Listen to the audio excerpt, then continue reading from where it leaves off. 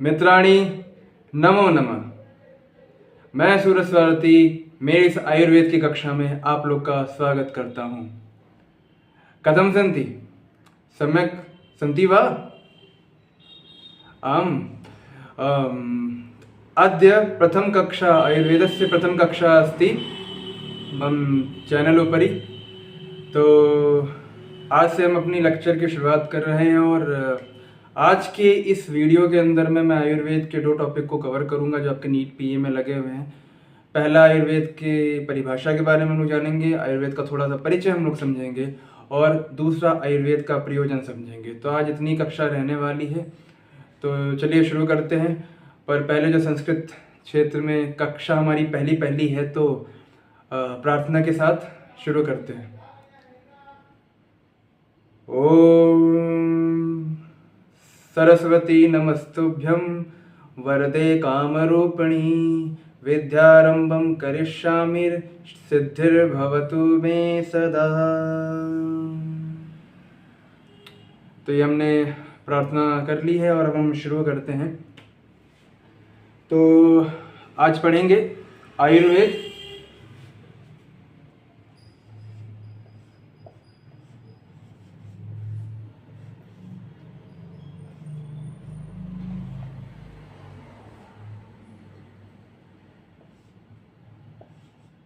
परिचय एवं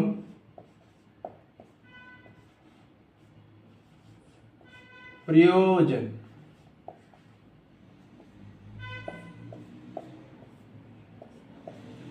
अस्तु, मम लेखनम सम्यक् नास्ति ना। मेरा लेखन अच्छा नहीं, बोर्ड पे है ना, इसीलिए अच्छा नहीं है। कॉपी में होता तो बड़ा अच्छा मैं लिखता हूँ। ठीक है, तो आज शुरू करते हैं हम आयुर्वेद से। आयुर्वेद का सबसे पहले हम आयुर्वेद की परिचय हम आयुर्वेद का जानेंगे कि आयुर्वेद है क्या। अब आप लोग बता सकते हो आयुर्वेद क्या है? नहीं? चलिए ठीक है, आयुर्वेद हम जानते हैं। आयुर्वेद जो ये पूरा एक शब्द है ना, ये आयुर्वेद, ये 2 शब्दों से मिलके बना है। कौन कौन से शब्द हैं? आयु धन वेद। ठीक है, तो आयु एवं वेद, तो जब हम इनको जोड़ते हैं तो बनता है आयुर्वेद। अब आयुर्वेद से क्या मतलब होगा? आयु का क्या मतलब है? ठीक है, सबसे पहले हम इसे समझेंगे। तो आयु का ये मतलब होता है जब हमारी जो इंद्रियां हैं, ठीक है, जो हमारी इंद्रियां हैं,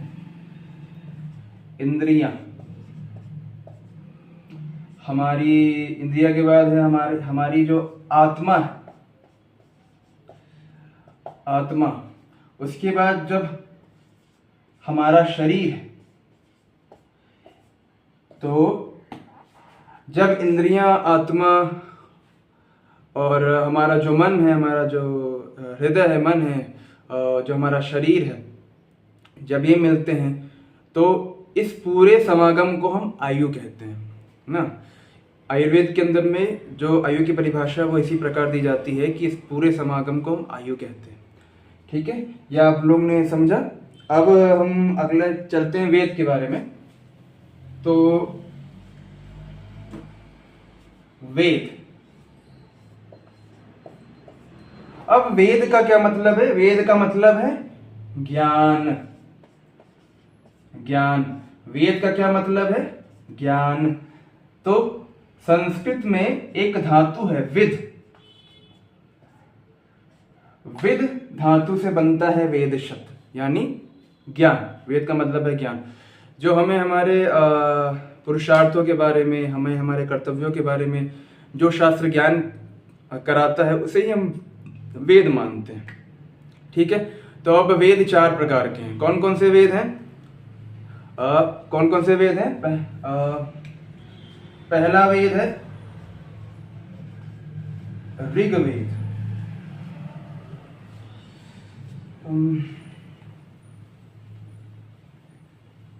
वेद हमारे 4 प्रकार के हो जाएंगे। पहला है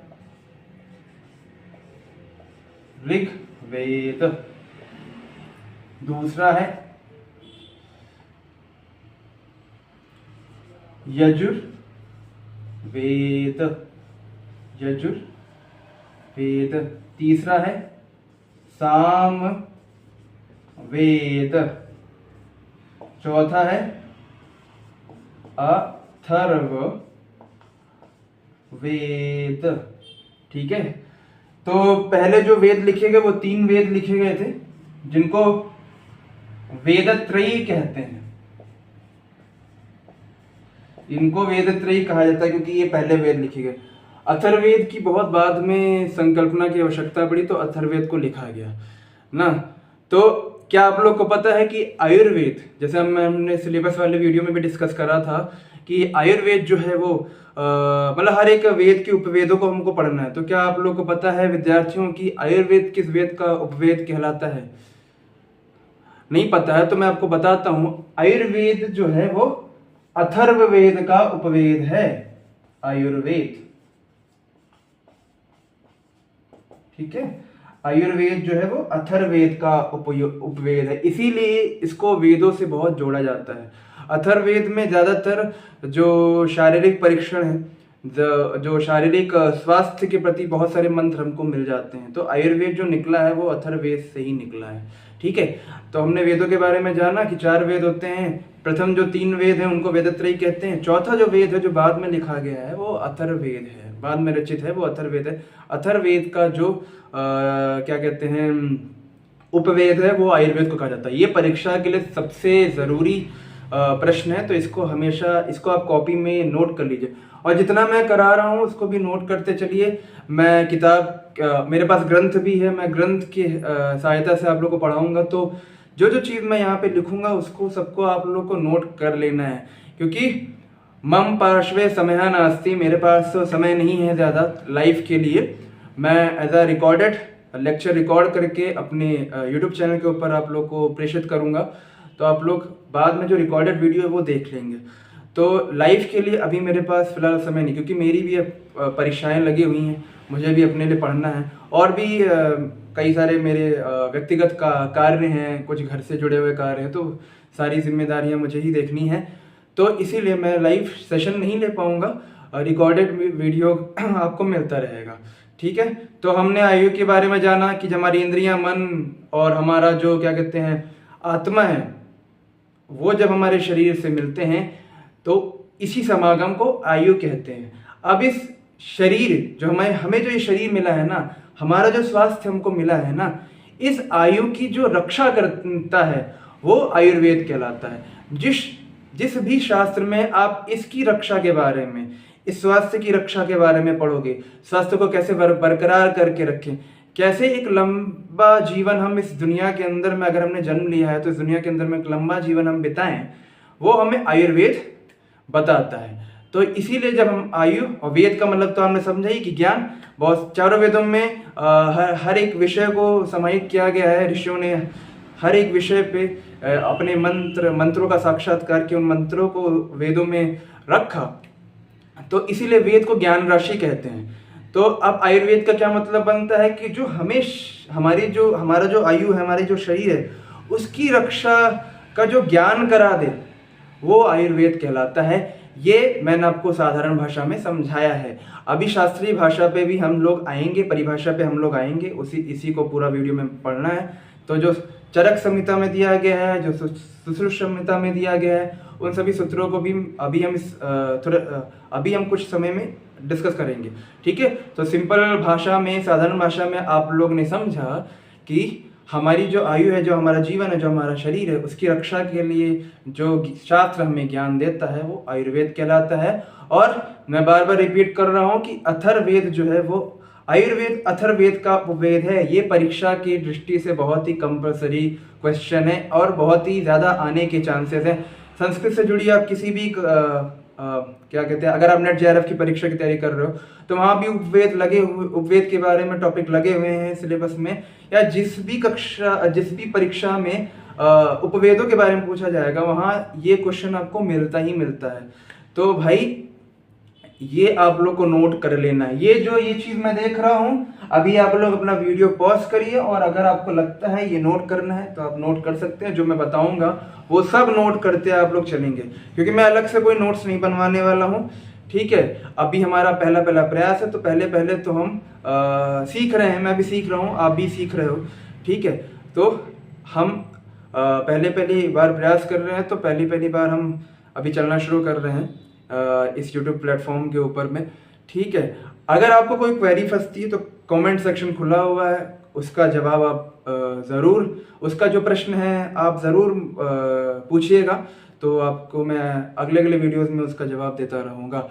और अगर आपको लगता है कि ये कक्षा आपके लिए बहुत अच्छी चल रही है, तो आप लोग YouTube में लाइव क्लासेस के लिए भी कमेंट कर सकते हैं। अगर मुझे लगता है कि आप लोग का इंटरेस्ट है तो मैं लाइव क्लासेस भी शुरू करूँगा। फिलहाल तो हम रिकॉर्डेड क्लास के ऊपर ही चलेंगे। ठीक है, तो चलिए आगे बढ़ते हैं। अब हम अपने मेन हमने समझा ना आयुर्वेद के बारे में, अब हम अपने मेन विषय के ऊपर आते हैं, जिसको लेकर के ये क्लास है परिचय हमारा हो गया ना, परिचय हो गया हमारा। ठीक है, तो जब परिचय हो चुका है तो हम आते हैं परिभाषा के ऊपर में। अब आप लोगों को ध्यान से जो भी मैं बताऊंगा, जो भी मैं लिखूंगा, वो ध्यान से आपको देखना है और अपनी उत्तर पुस्तिका को खोल लेना है और लिखते चलना है साथ में। ठीक है, तो परिभाषा, आयुर्वेद की परिभाषा क्या कहती है तो आपको बताता हूं। ठीक है, तो एक श्लोक है चरक संहिता का। वो श्लोक ये है कि हिताहितं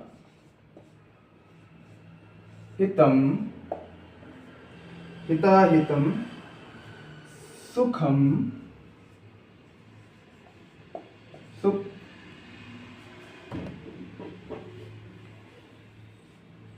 हिताहितं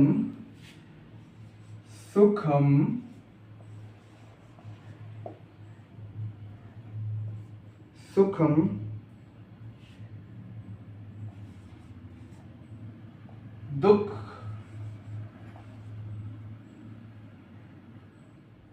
दुखम आयुतस्य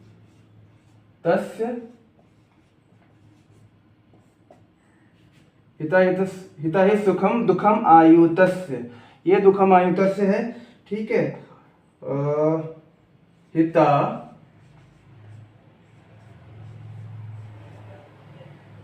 हितम मानम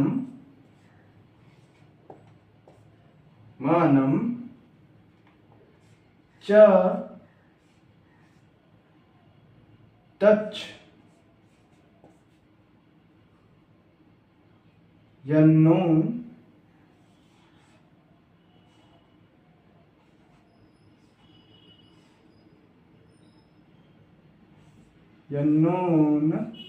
यन्नोनक्त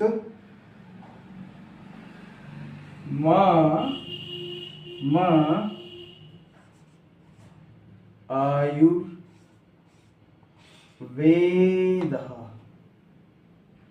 स उच्यते।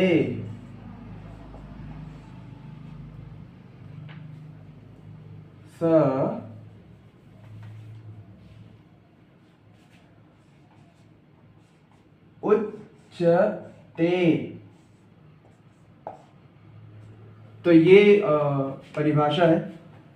हिताहितं सुखम दुखम आयुतस्य, हिताहितं मानं च तच्च यन्नोत्कमायुर्वेदः स उच्यते।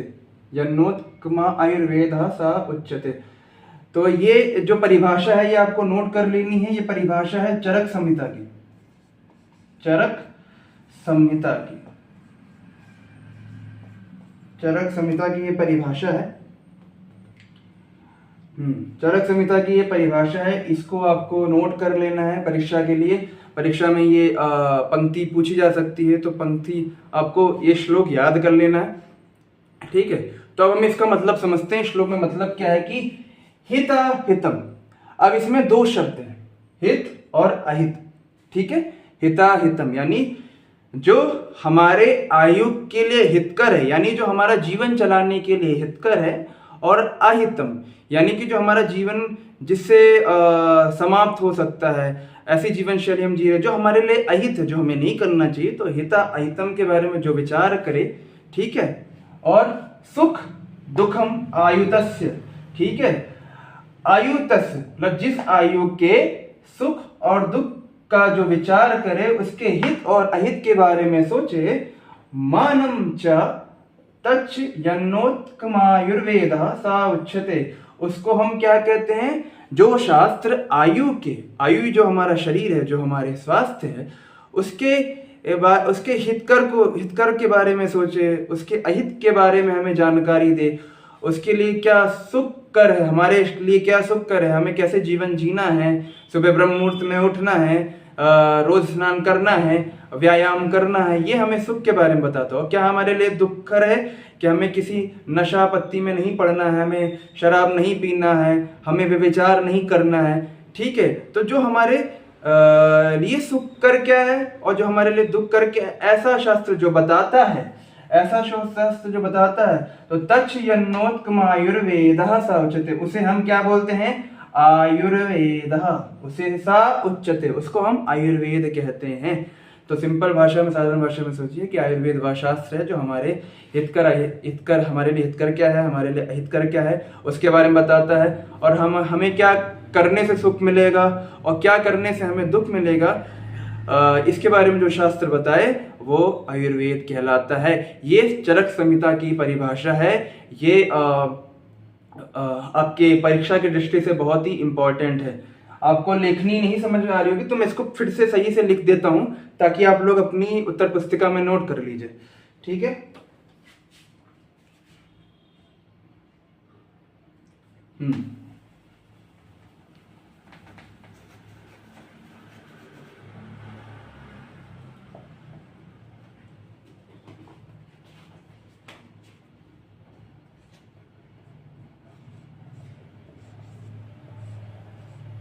हिता हितम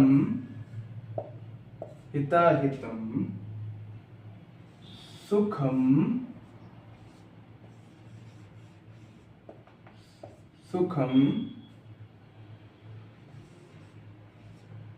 दुख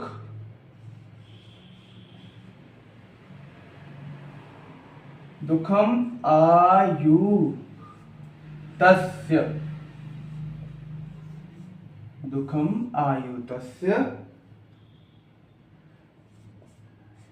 हिता हितम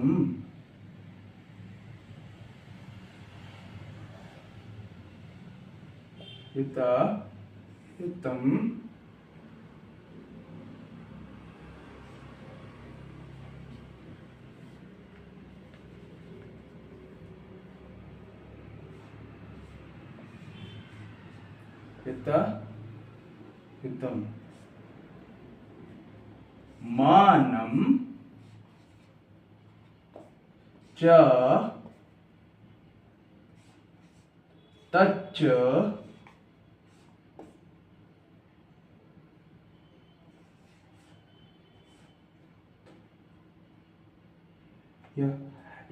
यत्रोक्तम है, ये ना नहीं,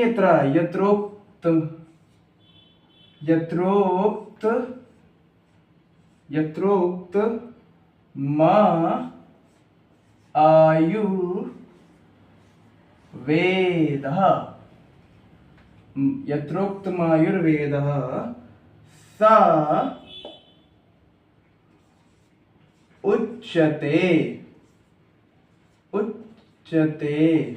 ठीक है, तो ये हो गई परिभाषा चरक संहिता की।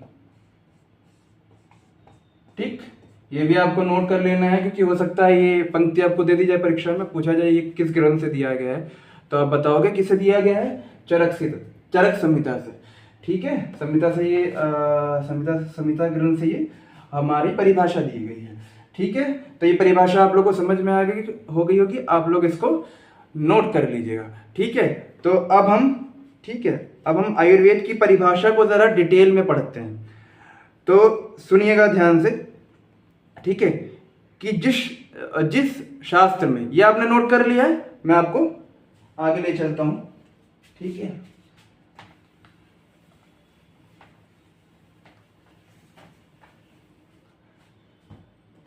ठीक है, तो कह रहे हैं कि जिस शास्त्र में हितायु, ध्यान से सुनिएगा, हितायु, अहितायु, सुखायु और दुखायु, इन 4 प्रकार की आयु का वर्णन होगा, आयु के लिए हितकर होगा तथा अहितकर द्रव्य, गुण एवं कर्म का वर्णन, आयु के प्रमाण का विवेचन, आयु के स्वरूप का वर्णन किया जाता है, उसे आयुर्वेद कहते हैं। ठीक है, तो हमने सुख दुख हित और अहित पढ़ा ना, ये 4 चीजें पढ़ी। इसके अलावा भी परिभाषा के अंदर क्या जोड़ा जा रहा है देखिएगा।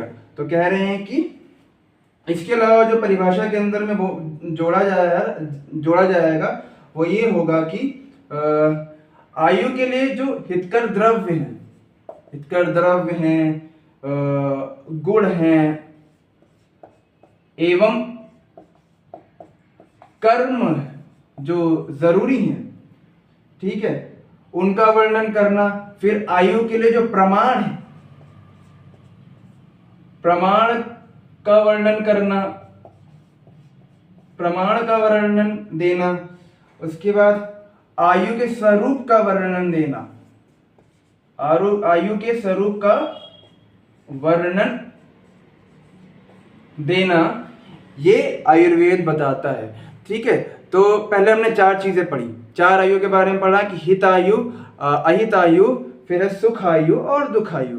इनके बारे में तो आयुर्वेद बात करेगा ही करेगा, लेकिन शरीर से जुड़े, शरीर के लिए जो द्रव्य आवश्यक है, द्रव्य में हमारे जो औषध आ जाते हैं, ठीक है, जो हम जल लेते हैं, ये सब हमारे द्रव्य में आ जाता है। तो जो द्रव्य आवश्यक है, जो गुण आवश्यक है हमारे शरीर में स्वास्थ्य को बनाए रखने के लिए, ठीक है, और कर्म, जो हमें कर्म करना है अपने स्वास्थ्य को बनाए रखने के लिए, और प्रमाण कि हमारे स्वास्थ्य का प्रमाण क्या है, वो आयुर्वेद बता देता है।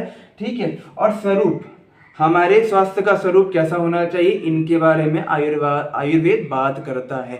ठीक है, तो इतनी चीज़ें हम परिभाषा में हम पढ़ चुके हैं, और हमने ये सब चीज़ें अभी कवर कर ली हैं। ठीक है, और तो अब ये चीज़ भी आप लोग नोट कर लीजिए। ठीक है, ये चीज़ भी काम आएगा, ये भी हो सकता है पूछा जाए, तो ये सब चीज़ें आपको नोट कर लेनी है ना। वीडियो पॉज करके आप नोट कर लीजिएगा। ठीक है, अब हम बढ़ते हैं आगे इसी श्रृंखला के अंदर में, कि अब हम आपको डिटेल में मैं पढ़ के बता देता हूँ कि 4 प्रकार की आयुओं का वर्णन है। अब हम जो 4 हमने आयु पढ़ी थी ना, सुखायु, दुखायु, हितायु और अहितायु, ये 4 प्रकार की आयु का वर्णन। अब हम इन चारों को डिटेल में जानते हैं कि तो पहला जो आयु है वो है सुखायु। ठीक है, क्या है छात्राणी, पहला जो हमारा आयु है वो है सुखायु। सुख आयु, ठीक है, तो सुखायु में क्या आता है, जो व्यक्ति शारीरिक या मानसिक रोगों से आक्रांत नहीं है, यानी कि आप लोग के जीवन में किसी भी प्रकार का रोग नहीं है, आप लोग शरीर से एकदम बढ़िया हैं, मस्त अपना जीवन जी रहे हैं, और मानसिक कोई टेंशन नहीं है, कोई भयात्मक विचार आपके मन में नहीं आ रहे हैं, अब हर काम को, जो भी आपके जीवन में चुनौती आती है उससे आप सहर्ष स्वीकार करके आगे बढ़ते हो। ठीक है, तो और युवावस्था संपन्न है, आप जवानी में पहुंच गए हो, आपके शरीर के अंदर ऊर्जा रहती है और बल है, हर एक काम को करने का उत्साह है, जो युवावस्था के लक्षण होते हैं। तो अगर आपका शरीर युवावस्था से संपन्न है, बल, वीर, यश, पौरुष, पराक्रम युक्त है, शास्त्रज्ञ तथा व्यवहारज्ञ है, जिसकी इंद्रियां प्रसन्न एवं संतुष्ट हैं, जो समृद्धि तथा विविध सुंदर उपभोग संपन्न है, जिसको प्रत्येक कार्य में सफलता प्राप्त हो जाती है, और जो यथेष्ट विचारशील है उसकी आयु सुखायु कही जाती है। अब आप लोग तो अभी नई अवस्था के अंदर में है, युवा अवस्था के अंदर में, तो ये सब गुण तो आपके अंदर होंगे ही ना। लेकिन युवा अवस्था से इतर अगर आप वृद्धावस्था को देखिए, जो वृद्ध जन है हमारे परिवार में या हमारे समाज के अंदर में, जहाँ भी हम रहते हैं, हमारे गाँव शहर में, हमारे मोहल्ले में, उन वृद्धों को आप देखो, क्या वो इस परिभाषा के अकॉर्डिंग स्वस्थ हैं? नहीं, स्वस्थ नहीं। स्वस्थ कौन है? मैं और आप लोग स्वस्थ हैं, जो सुखायु जिनको प्राप्त है। अब दूसरी आयु जो है, दूसरी आयु क्या है? वो है दुख आयु। दूसरी आयु है दुख आयु। यानी सुखायु में जो जो चीजें हमने बोली कि विचार बहुत अच्छे होने चाहिए, मन में उत्साह होना चाहिए, शरीर में बल होना चाहिए, ठीक है, कोई भी काम की चुनौती मिल जाए तो उसको हम सहर्ष स्वीकार कर सके, अगर ऐसा हमारा जीवन है, हमेशा मन प्रसन्न चित्त रहता है, ठीक है, कोई टेंशन नहीं है, तो वो सुखायु में आ जाता है। इसके विपरीत अगर आपके मन में हमेशा नकारात्मक विचार आते हैं, हमेशा मन के अंदर में टेंशन रहती है, आप सोच विचार करते रहते हो, अरे मेरा क्या होगा आगे, परीक्षा नहीं निकली तो क्या होगा, अगर ये सब विकार आपके मन में आते हैं, कोई रोग आपको है, बहुत सारे लोग को आजकल जवानी में ही रोग शुरू हो जा रहे हैं, तो कोई रोग आपके अंदर है, तो आपकी अवस्था आ जाती है दुखायु में। आपकी अवस्था ये वाली हो जाएगी, आपका जो ये स्वास्थ्य का जो आप है, वो दूसरा स्वास्थ्य आपके पास है, तो सुखायु का जो विरुद्ध लक्षण है वो दुखायु में आ जाता है, ठीक है। तीसरा जो आयु है, तीसरा जो आयु है वो है हितायु। हितायु, ठीक है। तो हितायु के अंदर में हित शब्द से आप पकड़िए, हित यानी जो हमारे लिए अच्छा है, ठीक है। तो कह रहे हैं जो व्यक्ति सबका हितैषी है, दूसरे के धन का लोभ नहीं करता है, सत्य बोलता है, शांत प्रकृति का है, सोच समझकर कदम उठाने वाला है, सावधान रहता है, धर्म अर्थ काम का विरोध रहित रूप से प्रयोग करता है, पूज्य जनों की पूजा करता है, ज्ञान विज्ञान संपन्न है, शांति प्रधान है, वृद्ध जनों की सेवा करता है, राग द्वेष ईर्ष्या मद और मान के वेगों से नियंत्रित रखता है। मनो जो हमारे अंदर जो वियोग संवेग उत्पन्न होते हैं, वेग जो हमारे अंदर आते हैं, मन के अंदर जो काम के भाव आते हैं या ईर्ष्या के भाव आते हैं किसी के प्रति, उनको नियंत्रित करके जो रखता है, दानशील है, जो तपस्या करने वाला है, ज्ञानी है, और जिसे शांति प्रिय है, अध्यात्म में रुचि रखने वाला है, लोक और परलोक का विचार कर कार्य करने वाला है और स्मृतिवान है, उसकी आयु हितायु कहलाती है। समझा? हित का मतलब क्या होता है? अपने लिए अच्छा करना, अच्छा सोचना। तो अगर आपके मन में किसी के प्रति दुर्व्यवहार की भावनाएं नहीं है, किसी के प्रति आप बुरा नहीं सोच रहे, किसी का धन हड़पने की आप साजिश नहीं कर रहे हैं, आजकल ये बहुत होता है परिवारों में कि प्रॉपर्टी को लेके विवाद चल रहा है, ठीक है, तो उनकी आयु हितायु नहीं है, उनकी अहित आयु है, ठीक है। तो ये सब जो लक्षण है, अगर ये आपके अंदर है तो आपकी आयु हितायु है, तीसरे प्रकार की आयु आपको प्राप्त है। अगर इसके विरुद्ध आप अपना जीवन जी रहे हैं तो आपकी जो आयु है वो चौथे प्रकार की आयु है। चौथे प्रकार की आयु क्या है? वो है अहितायु। अहितायु, ठीक है। तो हमने 4 प्रकार की आयु के बारे में पढ़ा, सुखायु, दुखायु, हितायु और अहितायु। इसको नोट कर लीजिए, ठीक है, और अपनी चीजें पढ़ ली, आपको समझ में आ गया होगा, ठीक है। तो इसको नोट कर लीजिए, सुखायु, दुखायु, हितायु, अहितायु, ये 4 प्रकार की आयु है, इसको ध्यान से समझिए, ठीक है। तो हितायु के बारे में हम पढ़ चुके हैं, ठीक है। अब हम चलते हैं अपने आयुर्वेद के प्रयोजन पे। तो इतना आप लोगों ने पढ़ लिया, इतना आप लोगों ने सीख लिया, ठीक है। तो हम आयुर्वेद के प्रयोजन के बारे में जानते हैं,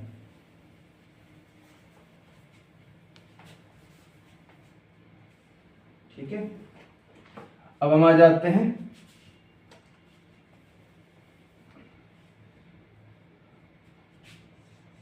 प्रयोजन के बारे में सीखने के लिए।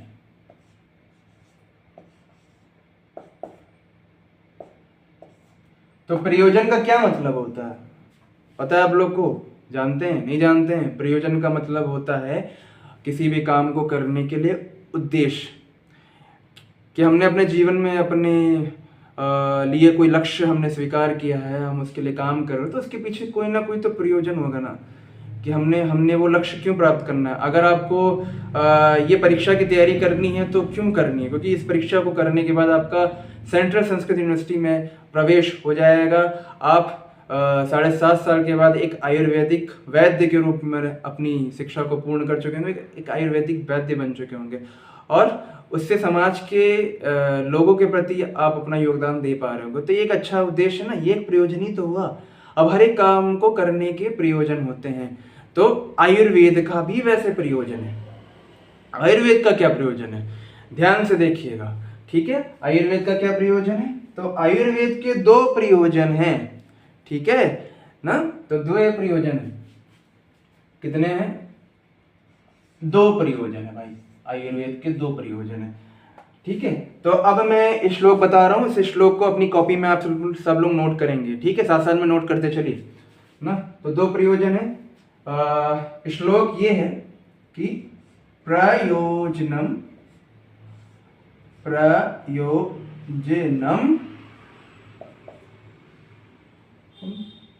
चास्य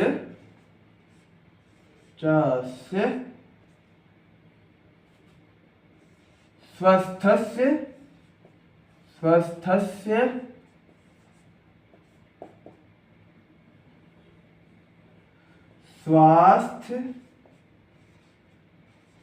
स्वास्थ्य रक्षणम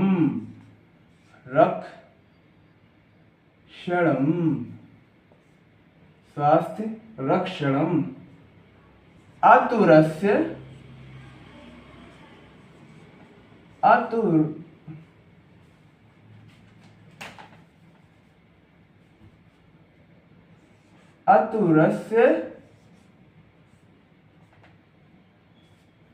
विकार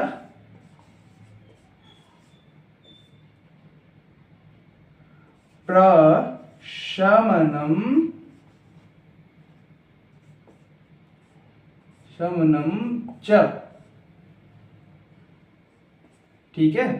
ये जो परिभाषा है वो है चरक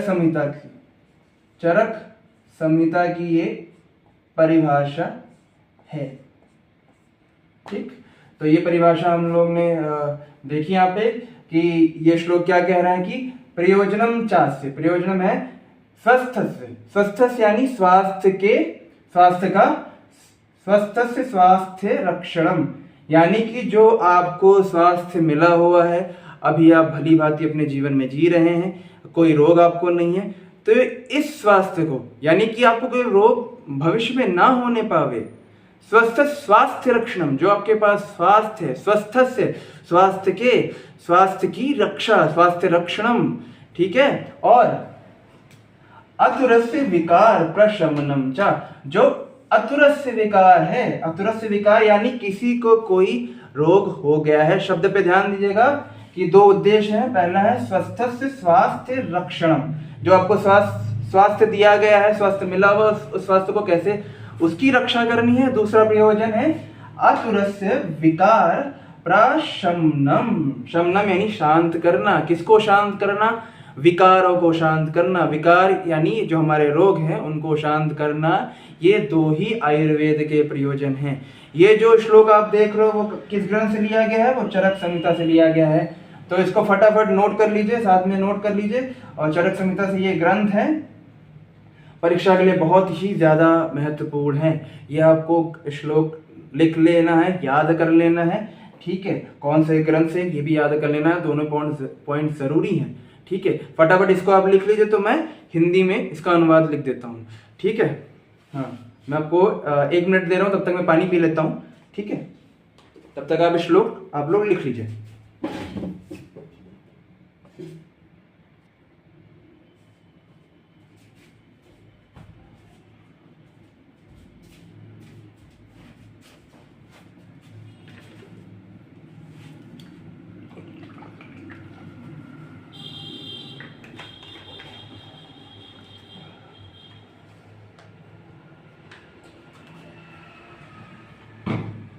अस्तु अभवत, आशा करता हूँ कि आप लोग ने लिख लिया होगा, ठीक है। समय कम है तो हम लोग आगे बढ़ते हैं।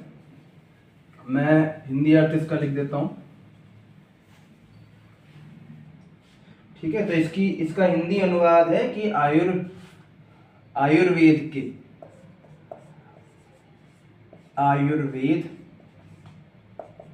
के 2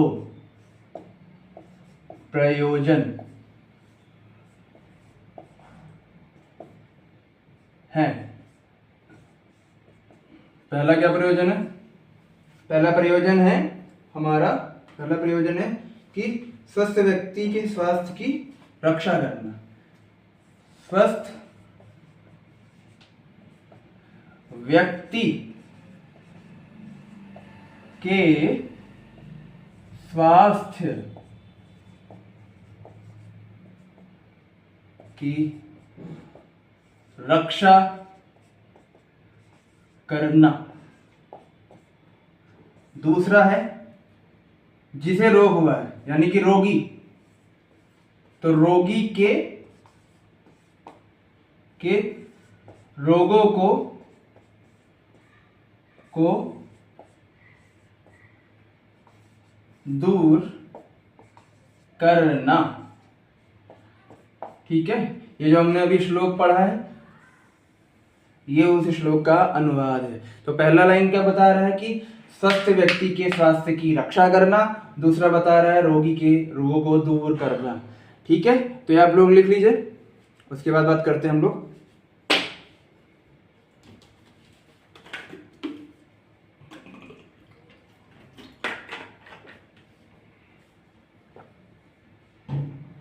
अस्तु, लिख लिया? ठीक है, तो अब आयुर्वेद मुझे इसीलिए बहुत ज़्यादा पसंद है पर्सनली, क्योंकि मैंने आपसे बताया था ना कि मैं बीच में बहुत मेरा स्वास्थ्य खराब था, तो मैंने आयुर्वेद को अपना के देखा और फिर मुझे आयुर्वेद की ये खासियत पता चली। फिर आयुर्वेद के ग्रंथों को पढ़ना मैंने शुरू किया, तो मुझे ये आयुर्वेद के प्रयोजनों के बारे में पता चला कि आयुर्वेद बात करता है अगर आप ठीक हो ना तो आप कैसे ठीक रह सकते हो पूरे जीवन भर, आपको कोई रोग ना होने पाए, इसके बारे में आयुर्वेद बताता है। दूसरा, अगर जो सभी चिकित्सा प्रणालियों का उद्देश्य है वो आयुर्वेद का भी है कि अगर आपको कोई रोग हो गया है तो आयुर्वेद की शरण में जाएंगे तो उस रोग से आपको समाधान मिल जाएगा। ठीक है, तो पहला पॉइंट मेरे लिए बड़ा रुचिकर था कि भाई आपका स्वास्थ्य जो ठीक है तो आप अपने स्वास्थ्य को कैसे मेंटेन करके रख सकते हैं, ये उद्देश्य है। ठीक है, तो बहरहाल हम लोग आगे इसके बारे में पढ़ लेते हैं। ठीक है, हाँ, तो आयुर्वेद के 2 प्रयोजन है, स्वस्थ व्यक्ति के स्वास्थ्य की रक्षा करना और दूसरा है रोगी व्यक्ति के रोग को दूर करना। प्रथम उद्देश्य की पूर्ति कैसे होगी? अब उसके लिए आयुर्वेद क्या करता है? आयुर्वेद बताता है प्रथम उद्देश्य की पूर्ति, यानी कि अगर आप स्वस्थ हैं, हेल्दी हैं, तो उसके लिए आपको क्या करना है? तो प्रथम उद्देश्य की पूर्ति के लिए दिनचर्या, रात्रिचर्या, यानी दिन में आपको कैसे रहना है, दिन में कितना भोजन करना है, दिन में कितना जल आपको ग्रहण करना है, कितना व्यायाम आपको करना है, कितनी एनर्जी अपने शरीर की खर्च करनी है किसी भी फिजिकल वर्क में। ठीक है, दूसरा ये है रात्रिचर्या, रात्रि में कितने बजे आपको सो जाना है। ठीक है, रात्रि में कैसा भोजन करना है, बहुत ज़्यादा नहीं खाना है। ठीक है, भोजन के बाद आपको कौन से व्यायाम करने हैं, कौन सा आसन करना है, तो रात्रिचर्या हो जाती है। ठीक है, कितने बजे तक रात्रि में सोना है, ब्रह्म मुहूर्त होते ही शैया को त्याग देना है। ठीक है, ऋतुचर्या, यानी कौन सी ऋतु में, यानी अगर ग्रीष्म ऋतु है तो गर्मी के ऋतु में हमें कैसा आहार करना है जिससे हमारी जो जठराग्नि है उस पर प्रभाव ना पड़े, क्योंकि जठराग्नि के कमजोर होने से, यानी आपके पेट खराब होने से, आपका जब खाना नहीं पचता है तो उससे कई सारे रोग होने की संभावना इंसान के शरीर में हो जाती है। तो गर्मी के दिनों में कैसा आहार लेना है। अभी बारिश का मौसम आ चुका है, अब सावन मास शुरू हो गया, आज सोमवार है पहला। ठीक है, तो सावन मास में कैसी ऋतुचर्या आपको बरतनी है। ठीक है, व्रत कितने कितने टाइम पे रहना है, व्रत कितना करना है। ठीक है ना, शीतकाल में कैसा भोजन करना है। ठीक है, बसंत काल में कैसा भोजन करना, तो ऋतुचर्या भी बहुत बात की जाती है। फिर सद्वृत है तथा त्रिविध उपस्थमों का उल्लेख स्वस्थ वृत्त के माध्यम से आयुर्वेद में कदम कदम पर किया गया है। महर्षियों की मान्यता है, जो हमारे विद्वान थे आयुर्वेद के, वो ये मानते हैं कि उपयुक्त उपायों द्वारा क्षेत्र रूपी मानव शरीर को बीज रूपी व्याधि उत्पादक जीवाणुओं से सुरक्षित किया जा सकता है। अगर हम जो आयुर्वेद में दिनचर्या बताई जा रही है कि सुबह उठें ना, व्यायाम करें, ठीक है, उसके बाद अपनी क्षमता अनुसार जो भी हो सके अपने शरीर को उतना आहार दें, विशुद्ध जो आपकी प्रकृति है, वात प्रकृति के हैं तो इस तरीके का आहार आप लें ताकि आप सुरक्षित रहें, आपका स्वास्थ्य बना रहे। या आपकी पित्त प्रकृति है या आपकी कफ प्रकृति है, उसके अकॉर्डिंग आप आहार लें। तो दिनचर्या हो गई, ऋतुचर्या में आपको कैसे शयन करना है, ठीक है, और रात्रिचर्या में रात के समय में कैसा आपका जीवन होना चाहिए, क्या आदतें आपकी होनी चाहिए कि अगर खाना खा रहे हैं रात्रि का तो आप ज़मीन पर बैठ के खाएं, ठीक है, उससे आपकी पाचन व्यवस्था हमेशा सुचारू रूप से चलती रहे। खाना खाने के बाद थोड़ी देर वज्रासन ज़रूर करना है, एक इकलौता अकेला आसन है। जिसको भी कब्ज की समस्या हो गई, जिसको भी एसिडिटी की समस्या हो गई, तो खाना खाने के बाद 5 मिनट अगर आप वज्रासन करने लगोगे तो आपको ये समस्या दूर हो जाने वाली है। तो ऐसे तमाम उपाय आयुर्वेद के अंदर में आपको मिल जाते हैं। औषधि तो रोग के लिए आयुर्वेद में होती ही है, लेकिन औषधि से कहीं ज़्यादा महत्व रखता है आपका दिनचर्या, आपका आहार कैसा है। तो अगर हम इन बातों का ध्यान रखें, इन बातों को पहले पता करें फिर ध्यान रखें, तो हम बहुत कम चांसेस है कि हम बीमार पड़ें, हमें कोई रोग हो, ठीक है। तो ये विद्वान जो आयुर्वेदाचार्य हैं वो ये बात मानते हैं, ठीक है। तो हमने उद्देश्य पहला जान लिया कि हम अगर अभ्यास करेंगे आयुर्वेद का तो हम परमानेंटली स्वस्थ रहेंगे अपने जीवन के अंदर में। और हमें भी पता होगा खुद, तो हम दूसरों को भी, यानी कि जो हमारे मित्र हैं, जो हमारे पारिवारिक जन हैं, जो हमारे मोहल्ले वाले हैं, हमारे गांव वाले जो हैं, हमारे रिश्तेदार हैं, हम उन सबको भी स्वस्थ रहने में मदद कर सकते हैं। ये आयुर्वेद का प्रयोजन है, ठीक है। तो आयुर्वेद की यही तो बात बहुत अच्छी है कि इसे आप खुद भी सीख सकते हैं। और पैथीज की अगर बात करें, एलोपैथी तो आप शायद खुद नहीं सीख सकते हो, उसके लिए आपको प्रॉपर अपना पढ़ाई लिखाई करनी पड़ेगी। लेकिन आयुर्वेद के ग्रंथ सरल भाषा में है, आपको मिल जाते हैं, आप खुद पढ़ के भी सीख सकते हो, दिनचर्या ऋतुचर्या का पालन कर सकते हो, तो आप खुद ठीक हो जाओगे, आपको वैद्य की जरूरत ही नहीं पड़ने वाली है। तो ये आयुर्वेद का सबसे बड़ा कह सकते हैं खासियत है हमारे इस शास्त्र की, ठीक है। तो बस हमने इतना जाना ना, देख लेते और भी कुछ अगर ग्रंथ में हो, ठीक है। तो फिर रोग से ग्रस्त होने पर रोगी के कष्ट का निवारण, संशोधन तथा संशमन चिकित्सा द्वारा आयुर्वेद शास्त्र का द्वितीय प्रयोजन है। दूसरे प्रयोजन में अगर रोगी है, उसको कोई रोग हो गया है, तो उसके लिए क्या औषधि है, जैसा रोग है वैसी औषधि उसको देनी पड़ेगी। अगर औषधि से काम नहीं चल रहा है तो शल्य चिकित्सा भी आयुर्वेद में होती है। शल्य चिकित्सा यानी सर्जरी की चिकित्सा भी आयुर्वेद के अंदर में होती है। सर्जरी, जी हाँ, सिर्फ एलोपैथी के अंदर में सर्जरी नहीं है, शल्य चिकित्सा में भी हमारे आयुर्वेद में भी शल्य चिकित्सा का वर्णन मिलता है। और आयुर्वेद अष्टांग में बटा हुआ है, 8 अंगों में बटा हुआ, पहला अंग ही शल्य क्रिया का है। सर्जरी पे पहले अंग में ही बात करी गई है। धन्वंतरी ने बात करी है शल्य क्रिया की आयुर्वेद के अंदर में। भगवान जो धन्वंतरी थे, उन्होंने अपने शिष्यों को काशी में जब उनके पास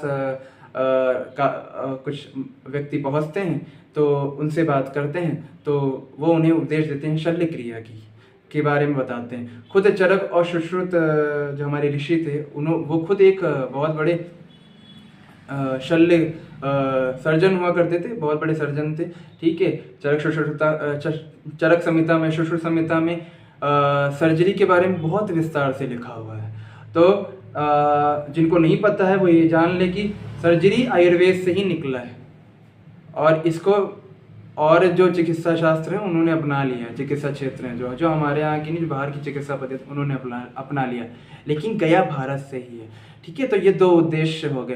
तो रोगी हुआ है तो उसको किस प्रकार का रोग है, अगर कोई रोग है तो उसको कैसे ठीक करें, उसके ऊपर क्या क्या संशोधन होने चाहिए, क्या क्या शोध होने चाहिए, ये आयुर्वेद बताता है। किस तरीके का उनका आहार होना है ये बताता है। आहार चिकित्सा भी आयुर्वेद का ही भाग है, ठीक है। और ऋतुचर्या दिनचर्या तो हमने पढ़ी है पहले वाले उद्देश्य में ना, तो संशोधन हो जाएगा, ठीक है। और संशोधन के बाद में हमारा संशमन चिकित्सा हो जाती है। संशमन चिकित्सा में ये कि अगर औषधि से काम नहीं चल रहा है तो शल्य क्रिया से अगर रोग निवारण हो सकता है तो उससे हम काम करें। मतलब जो भी आयुर्वेद के अंदर समाधान दिए गए हैं उन समाधानों का पूर्णतः उपयोग करके रोगी को जड़ से खत्म करना है।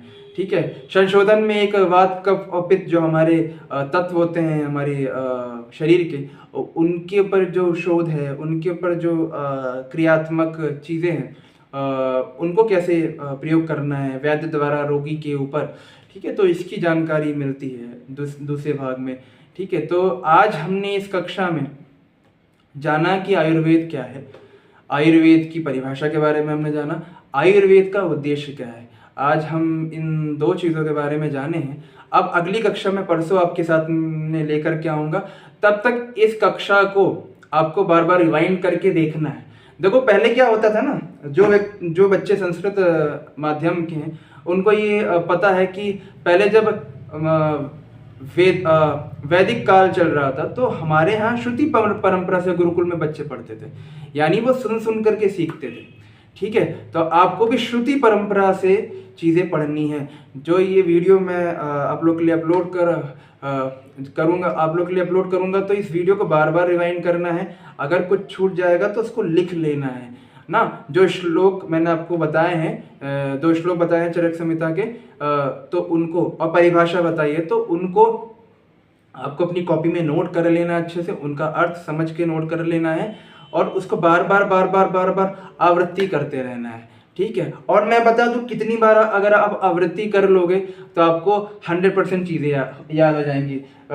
बता देता हूं, ठीक है ना। ये एक सूत्र मैं आपको दे रहा हूं कि 151 बार अगर आपने इस परिभाषा, जो आयुर्वेद की परिभाषा है उसमें जो श्लोक उसकी आवृत्ति कर ली, ठीक है, और प्रयोजन की आवृत्ति कर ली, पढ़ लिया, 151 बार दोहरा लिया, याद कर लिया, तो आपको चीज़ें याद हो जाने वाली हैं। ठीक है, जो चीज़ें मैं प्रयोग करता हूँ अपनी पढ़ाई के लिए वो मैं आपको बताता रहूँगा समय समय पे। ठीक है, तो आज की ये जो वीडियो है, आज की जो कक्षा है उसमें इतना ही। अब हम मिलेंगे परसों इसी समय पे, तब तक के लिए अपना ध्यान रखें और नमो नमः।